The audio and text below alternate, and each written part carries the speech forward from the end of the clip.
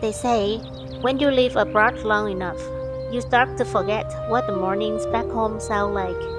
The clatter of street vendors, the echo of temple bells at dawn, things you can't hear in Houston.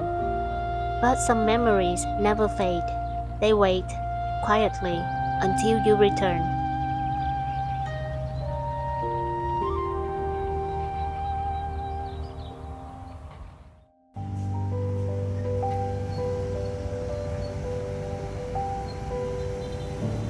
In a city that never sleeps, there are still places that make you slow down.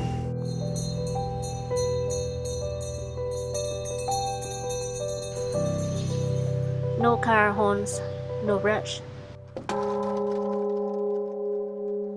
Only the sound of temple bells and the faint scent of incense drifting through the air. They call this place the Meditation Alley, a quiet corner in Go Vap where Saigon takes a deep breath. This alley stretches less than 1 kilometer, yet it is home to 4 temples: Gia Lam, Hue Duc, Chau An, and Ngọc Phương Monastery. Go Vap, once part of old Gia Tịnh, sits on one of the highest grounds in Saigon, about 11 meters above sea level. It's a place safe from floods, filled with green trees and fresh air. Locals believe this land holds the dragon's energy. The 4 temples in this alley align like sparks of a dragon. Chau An, the head, where energy begins. Ngọc Phương and Hue Đức, the body, where life flows. Gia Lam, the tail, keeping beats and balance. A small alley, yet a spiritual heart of Saigon. Having several temples in one small alley isn't just coincidence. It reflects the harmony between land and spirit, turning this corner of Saigon into a truly blessed and peaceful place. Chau An Pagoda was founded around 1952, before the Geneva Accords in 1954 divided the country. At that time, Go Vap was still on the outskirts, with train tracks, few houses, and many hardships. The pagoda served not just a place of worship, but as a refuge. People came to chant, to pray for peace, and to share meals with the poor and the sick. After 1954, despite political upheavals in the South, Chau An continued to sustain the community spirit, restoring its roof, preserving its architecture, and remaining a gathering place during major festivals when people sought peace and continuity. Its Southern style simplicity, clay roof, yellow walls, echoing bells, still hold the warmth of old Saigon. Through decades of change, Chau An remains a symbol of compassion and quiet resilience, where peace still lingers. Venerable Nun Huỳnh Liên, born 1923 in Mỹ Tho, Tiền Giang, took ordination in 1947. After 10 years, amid social changes in the South, Venerable Nun Huỳnh Liên founded Ngoc Phuong Monastery, the mother temple of Bhikkhuni Sangha. It became a sanctuary where women dedicated their lives to learning and service, sustaining calm through turbulent years. Ngoc Phuong Monastery is her domain of devotion, training bhikkhuni, maintaining monastic discipline, teaching Katsu Buddhist doctrine, and composing poetry and sermons for both nuns and followers. Ở đây thì cái hiệu phái hất sĩ, phía bên nữ là mà chủ chùa la nha. Như chủ Huỳnh Liên năm 1968 á là đã có rồi. Đúng không? Vợ năm nay cô 91 tuổi rồi.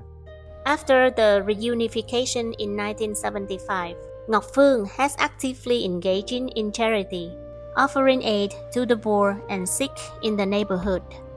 Every year, the Katsu Bhikkhuni Sangha holds a memorial ceremony for Venerable Huỳnh Liên, lighting incense, offering flowers, and reciting her teachings, making Ngọc Phương a spiritual and cultural anchors for the Buddhist community. Its octagonal design reflects the Eightfold Path, a quiet symbol of feminine strength and spiritual grace. Hidden inside a quiet alley of Go Vap district, Quảng Hương Già Lam Monastery is more than a temple. It is a living witness of southern Vietnam's Buddhist history through decades of change.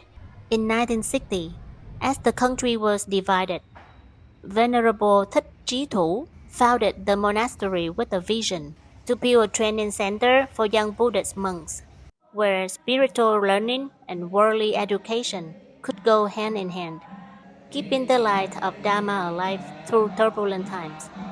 It is named Giải Hạnh Già Lam, which means learning goes hand in hand with action. In 1963, Venerable Quảng Hương immolated himself in front of Bến Thành Market, protesting against religious discrimination. His sacrifice became a symbol of courage, compassion, and unshakable faith in Vietnamese Buddhism. After the reunification of 1975, Gia Lam continued to nurture thousands of monks and nuns, becoming a cornerstone for Buddhist education. Through wars and reforms, it remains a center of Buddhist learning and a rare moment of calm in a restless Saigon. Hue Duc Pagoda. Though there are no official records confirming its exact founding date or founder, according to local story, was built after the bigger temples in the alley, probably in the early 1960s-1970s.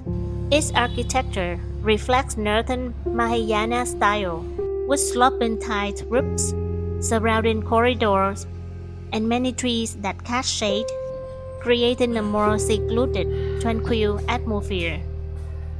Locals say it's a place to sit still, to hear the wooden bell, chant silently, or simply let the mind be freed from Saigon's rushing pace.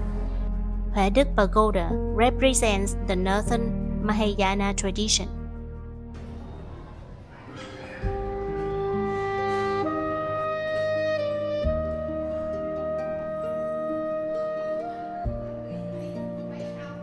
When you step off the busy street and into a quiet alley of tiled roofs, Saigon suddenly slows down. The sound of temple bells, the drifting incense, is the city's own breath, a whisper that life here still holds its space. In that space, everyday life continues. An elder sweeping the courtyard at dawn, children playing near the temple gate, a visitor from abroad sitting in silent meditation. A temple is not just a place of worship, it's home, it's memory, it's a bridge between east and west, between past and now. No matter how far you've journeyed from Vietnam, when you hear the wooden bell, when you see the lantern fly flicker across the roof, you realize Saigon still remembers you, and you still belong here. So slow your step, because even in a city that never stops, there is one place that still rests, and in that place, you find yourself again.